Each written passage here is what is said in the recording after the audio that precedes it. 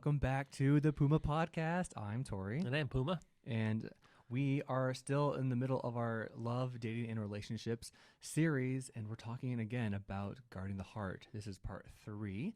And so, yeah, let's dive into this third part, which actually kind of gets a little personal. If you were here with us the last couple of weeks, we've been talking about just how our hearts are both deceitful, we're self-deceived, and that part of guarding your heart is not just doing bad things, but keeping what is good, keeping that in. And so, yeah, here we are on part 3. So let's dive into these questions.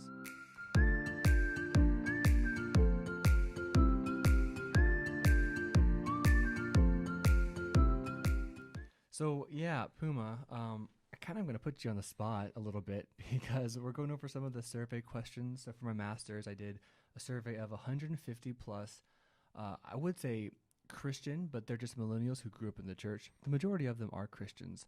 But I found that we have some real triggers with the phrase guarding your heart. And so I'm going to ask you some questions about this because I'm kind of, a little bit confused. I know that I'm a millennial, but a lot of my peers are confused with this term too. So hopefully you can share some insight into why there's so much confusion and maybe even animosity. I'm going to read you the first question and then just kind of see what you think about it. So One of my questions, I had 50 of these questions. The first one was, what do you think guarding your heart means to you and how you personally protect your own heart?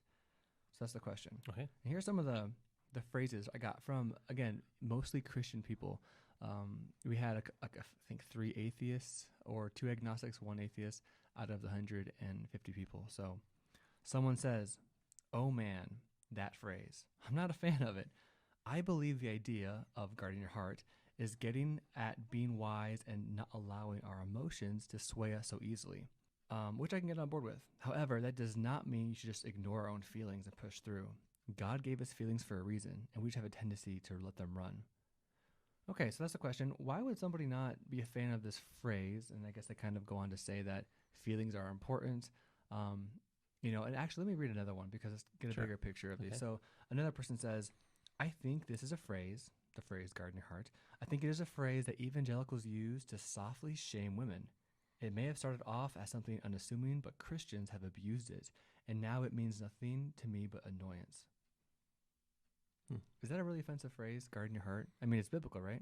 It is biblical, yeah, from Proverbs 4:23, where Solomon is talking to his adult children, so he's talking probably to his Gen Z millennial-aged children. Oh, wow. And he says, above everything else, guard your heart, protect your heart, for it is a wellspring, is the center of your life. Your whole life flows out of what's going on inside your heart, inside your mind. So how you think, what you think about, the things that you allow to influence you, the things that kind of capture your heart affections and all that. So emotions are great, So, I mean, I like the question. I big fan of emotion. Yeah, feelings. Yeah, not so a bad thing. Yeah, feelings aren't bad. So, is guarding your heart like stifling feelings? I mean, is that? Well, we've turned so much in our culture into feeling. You ask somebody, "Hey, how was that movie?" And they don't analyze it in detail. They talk about how they felt about the movie. True. So we speak about things today through our feelings. That's sort of how the cultural tone has been. And so, for better or for worse, that's sort of where we are. And so to talk about any topic, it seems like we can't talk about it without speaking through our feelings. We have a hard time just being objective about something. I can't say, well, that movie, I thought the plot was a little shallow and the character development really didn't, develop, and so the characters really weren't interesting. We don't analyze a movie that way. We say, "Oh, that was fun," or "I enjoyed it," or "I thought it was stupid," "I made me cry," or whatever. We speak through our feelings. So. Right. Yeah, that's true. Yeah, and I'm going to read some more, but I think you're onto something, that this is a emotional word, but it seems very feeling oriented. I'm personally offended. You hurt my feelings with this question. Well, and two, sometimes, I mean, we're people, right? We're people, and so we have feelings. And part of the history, especially in recent history, especially for us men, the kind of a view of men, decades ago was that men shouldn't have feelings, right? We should just be kind of strong and tough and Right, stoic. and not, just kind of. And I get that. I think there's, sometimes you got to just set your feelings aside and just kind of do what needs to be done, and not let your feelings kind of dictate whether or not you're going to be responsible or whether or not you're going to be truthful. You just got to do it. But honestly, we really do. We are complete people. It's not just how we think; it's also how we feel. And so, we shouldn't discount how we feel. It's just we shouldn't let our feelings lead the way. I always tell young people, your feelings are not your friend. Your feelings will always lie to you. You feel something, but that doesn't mean that what you're feeling is true to the situation. And we've all had instances like this where, I felt like somebody was sort of into me, and I totally misread them, right? Or I wasn't really being objective because I allowed my longings to start dictating how I'm going to see things and perceive things instead of actually the evidence right in front of me. So this happens all the time, not just in relationships, but with everything.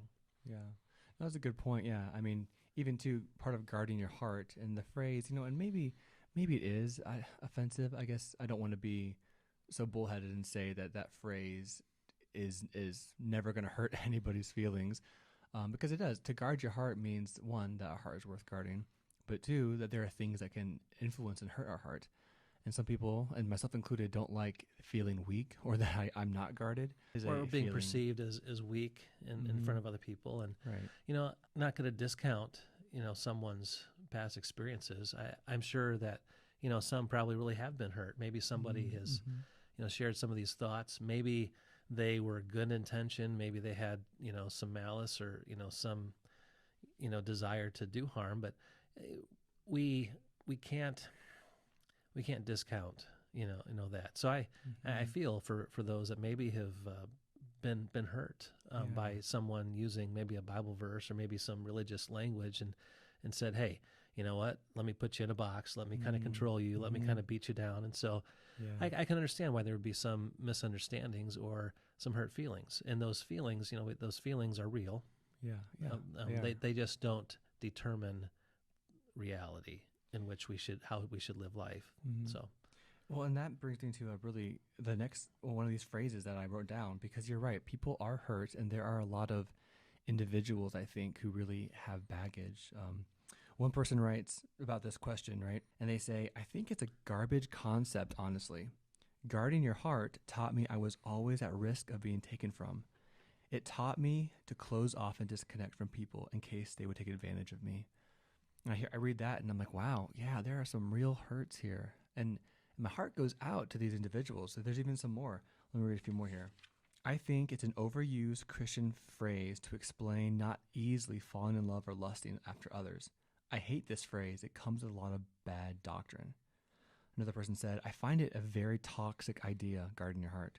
Love is not a limited resource. My love for my husband is not diminished by the love I have for others in my life, including friends and, yes, even exes. And she goes on to say, I'm even great friends with some of my exes. Love is great and powerful, and guarding your heart makes you poor and mean. Oh. Yeah, see, obviously there's a lot of history, to that. Yeah. They're equating the heart with love. They're in that particular response. We're not talking about love specific. We're talking about the heart. And part of Solomon's intention when he was talking to his own children, and he wants to help them live a prosperous, purposeful life. And, the tagline for our podcast is Jesus, life, and everything in between. And part of the reason for that tagline is I'm convinced that our life is about Jesus. Jesus is life, and that I have a life, and that the life that I have is in relationship to him, in relationship to other people. And so everything in between is all the people, all the relationships, and all the interactions that come between me and Jesus and me and all the people that I know. And so this is really the heart of the Bible, and even, the heart of Proverbs as Solomon is talking to his kids. So he's saying, you are so valuable. You are so special. You are so important that whatever controls your heart controls your life. Yeah. And so be careful where you invest your heart be careful about what ideas you allow to influence your life. Be careful, so that comes through media today, that comes through people, that even comes through our own sinful hearts. We had, I think, discussed in the previous podcast that Jeremiah says that our hearts are deceitful and beyond cure. And this is why we can't trust our feelings. We're not saying don't discount our feelings or shouldn't throw them away. It is just our feelings are just that. It is an emotional response to something. But that emotional response doesn't mean that what we're responding to was right or true. We still need to think about it. And so your life, you are important. You are important to God. You are important to the people around you. And so guarding you is vital, because if you don't protect the things you think about, the influences that come into your life, there is a world of hurt and evil out there that wants to destroy you. The Bible is very, very clear that we have an enemy, an adversary. He is a father of lies. He is a deceiver. Jesus said in John that he is a murderer from the beginning. He wants nothing but to destroy you and I, because you and I matter and are valuable because of who we are in God's sight. Yeah. And so this is why my life is of utmost importance in what I do in protecting the core of who I am, the things I think about, which includes, my emotions and all of that, is so important. So this particular response, I mean, there's a lot of hurt there, and I feel for this person because, they have been damaged, they have been hurt or attacked, or their soul has been crushed, or someone has tried to use them or abuse them, or put them down, or to disrespect them by maybe using some of these ideas. And we shouldn't discount that the enemy wants to take what God says, which is true, and twist it and pervert it and make it something that's not. And so, to get us to think that we don't need to guard our heart, that's a lie of the evil one. Yeah, no, that's a really great point too. And actually, one of the people in this said that the term guarding your heart has been used and weaponized by the church. And, I hear that and I'm with you. My heart breaks because there is a lot of hurting people that took the survey, and there has been some real emotional trauma, and probably by Christians, probably by other people in the church. And yet, unfortunately, because people have been hurt by, alleged Christians, they kind of view that as God. I mean, to say that the Christian church has weaponized this term to guard your heart, to suppress women, and to limit us, to put us in a box. Another participant in the survey wrote that when I guard my heart, it means I have to become discerning about who I share myself with. Will the person be present with me? Now I second guess everybody because of the damage from the church. And just because somebody takes something that God says is true and uses it in a way that maybe is not appropriate, or applies it in ways that are not helpful or not, loving the person. These are the kind of things that, and I can be just as guilty of that. I mean, again, I can, we talk about, our hearts, what's in my heart and what is my desire for other people. And do I just want to, tell people, you should do this to make myself, look good, or to make myself feel better. And this is a temptation I think we all have, that we use things, even truthful things sometimes, to promote ourselves, to demote or demean somebody else. And sometimes it's so subtle we don't even realize that we're doing it. See, this is the deception of the sinful heart, that my heart always lies to me. It always tells me things that are not true about myself, and it kind of covers up or suppresses the things that are true. We have an enemy that wants to almost, highlight those things and keep us away from God's intent, from God's purposes, from God's design. Because I believe the Bible is God's word, and He gave it to us, and it is good, and it is beneficial. It is a blessing to us. And so, the verse, Proverbs 4:23, above all else, guard your heart, for it is a wellspring of life.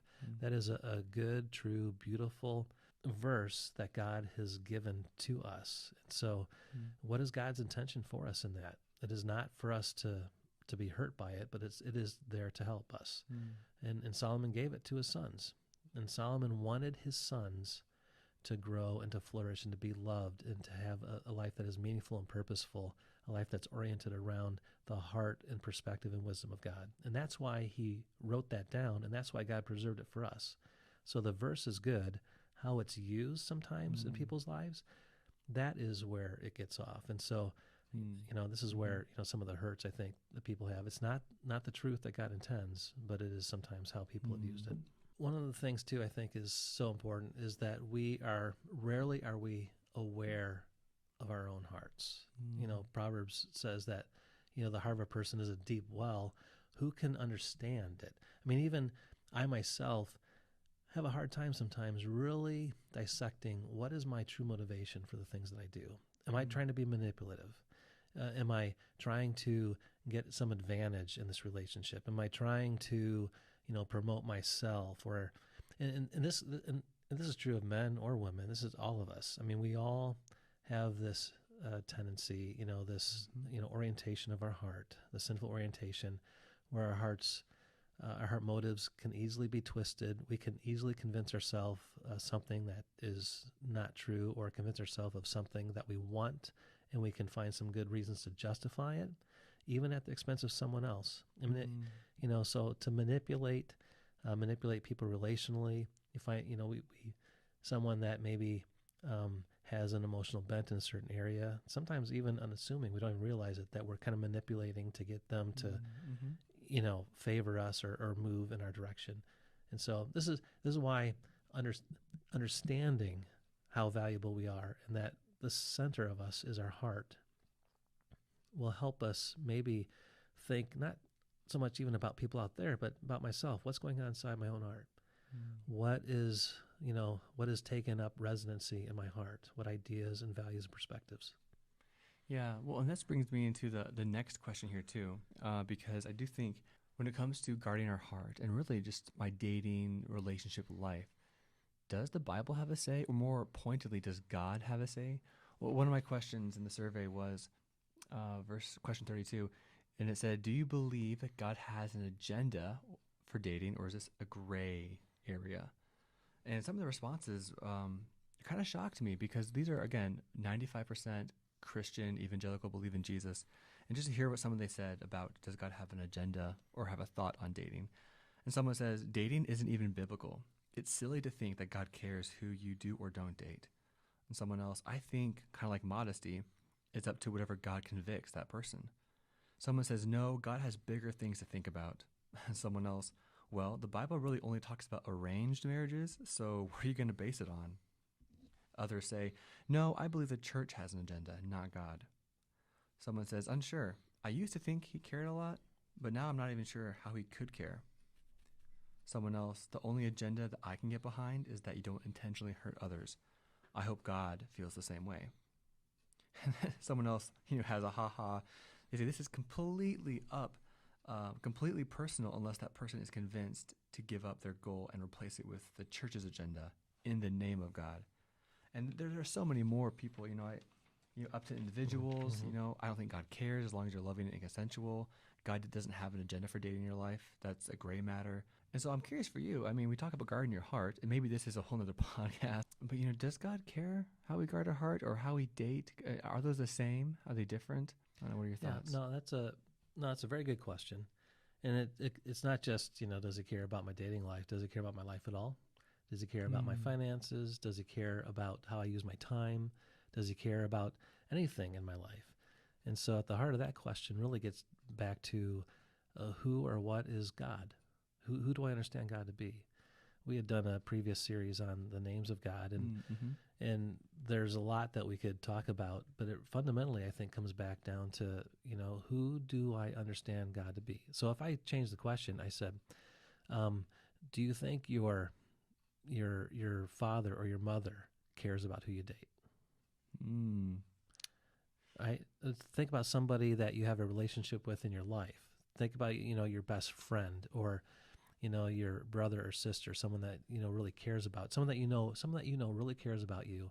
If you asked that person if they have a concern or if they care about who you date, would they say, no, do whatever you want, however you want?